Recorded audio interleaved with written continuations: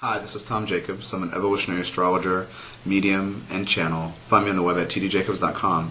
I've been thinking quite a bit about my efforts to educate people about soul.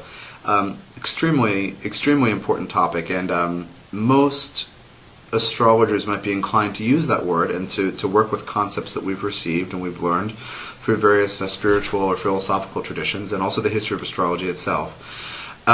And my experience has been in being tutored by an ascended master whose name is Jehudi, also known as Thoth or Saint Germain.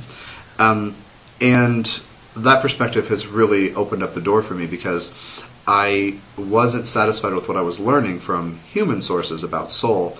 And so I asked if there were any, basically benevolent beings floating around out there who might help me out with questions about soul. And he came forward. So, this affects incredibly deeply ways how I do astrology. And I find it in my heart to do everything I can to teach people more about this way of looking at what a person is. So this takes us straight into Pluto, and in my version of evolutionary astrology, Pluto represents the empowerment journey of the soul.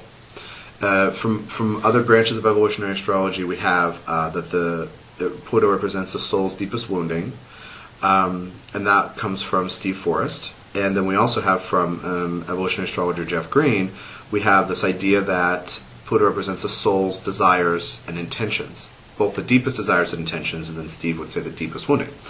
And what Jehudi has been tutoring me about for the last about 7 years is the process of the empowerment journey of the soul, which actually covers those two things that Steve and Jeff offer us.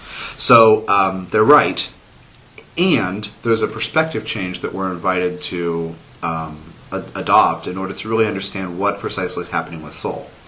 So what I want to do in this video today is to talk a little bit about soul, and then I want to do the first in a series of videos on Pluto generations. And today is going to be Pluto in Leo. So that should make all of you Pluto and Leo people happy, because you come first. They're majoring in, at the soul level, your whole generation is majoring in self-expression, but also being recognized. So if we look at some stereotypes about Leo of wanting to be the center of attention and me, and kind of self-absorbed, these are stereotypes, but they actually suit the soul's learning journey, as we'll explore in a moment.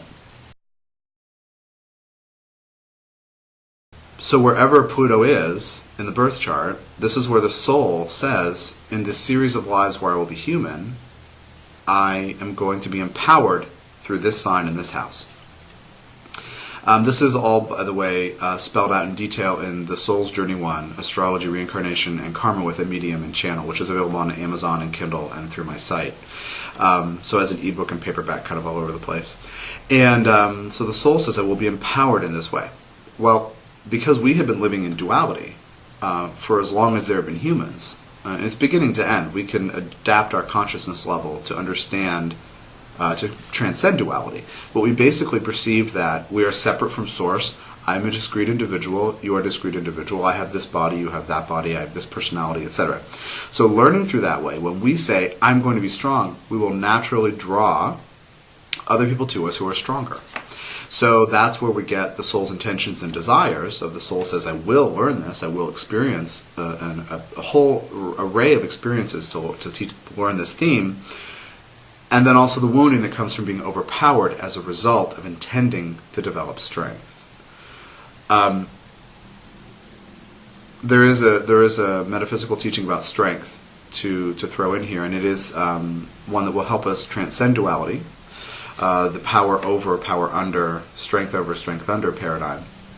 And it is that instead of tying strength to anything in the material world, whether that be physicality or smarts or money or resources, instead of tying power and strength to that, understanding power in terms of absolute, unflinching, unfettered self-knowledge, and then self-acceptance.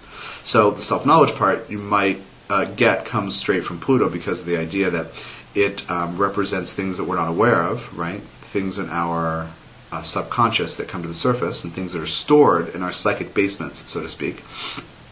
But then the self-love angle, and that's the spiritual teaching here that comes from Saint Germain, one face of the Ascended Master that I'm working with.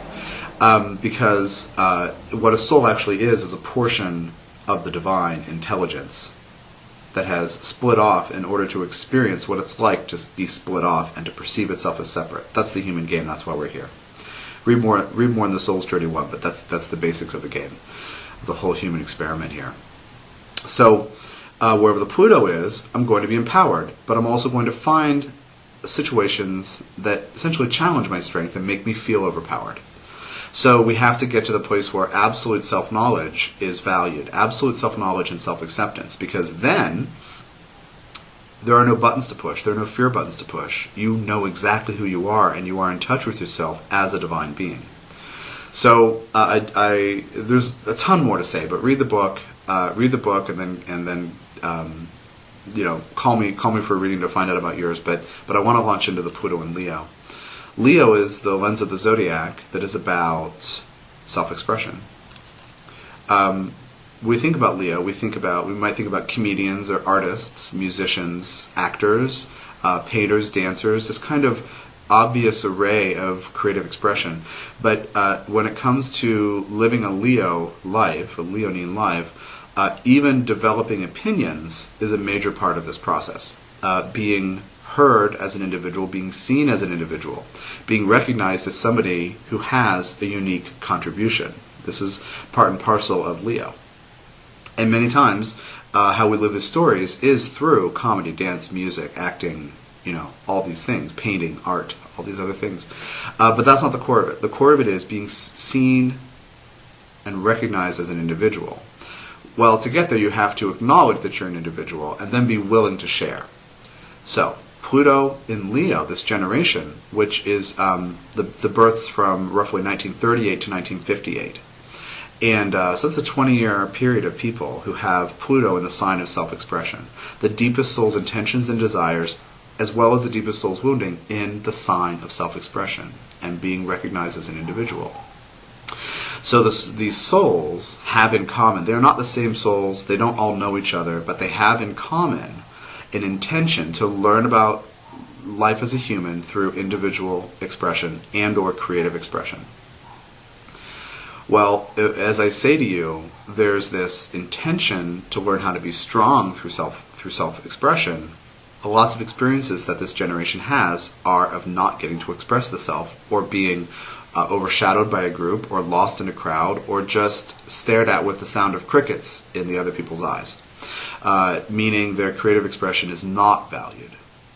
So all of that, being valued, being lauded, having flat roses thrown at your feet on stage, standing ovations, skyrocketed novel sales, and all these things empower the soul. They teach the soul what it is to have that experience.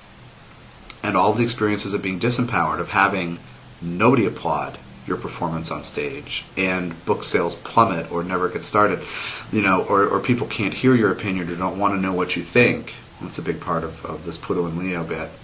But the soul, this is an important point, is also learning through those experiences. So your soul is learning through every single experience you have. That's one level of what we're talking about. But the second level is that you then carry your emotional imprints based on the experiences that you've had. So when I work with clients, I'm always educating them about what the soul intended, and then to help them learn how to deal with the emotional impact of what they have actually experienced over many lives, including this one. But the Pluto and Leo thing, recognize me as an individual, see me, hear my voice, and the me generation, right? Self-help exploded in the 70s when this generation was in its young adulthood. So there's this focus on the self.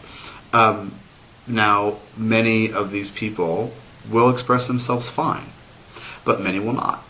Think about if you are born between 1938 and 1958, think about, and your Pluto's in Leo, because there's a little fudge time at the beginning and the end with back and forth in Cancer, and back and forth in Virgo at the end of that.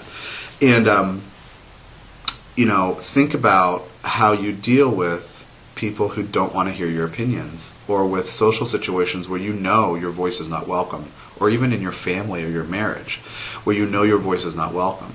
Think about how that is a learning that your soul is creating for itself as God and Goddess, as divine source, as divine intelligence, to learn what it means to not be able to express the self that way.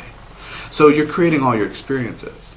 And then also think about the fact that, let's say you're a poet, or you have been, and people love it. Well, that teaches your soul, and that leaves you with a positive emotional imprint, and of course you want more of the positive.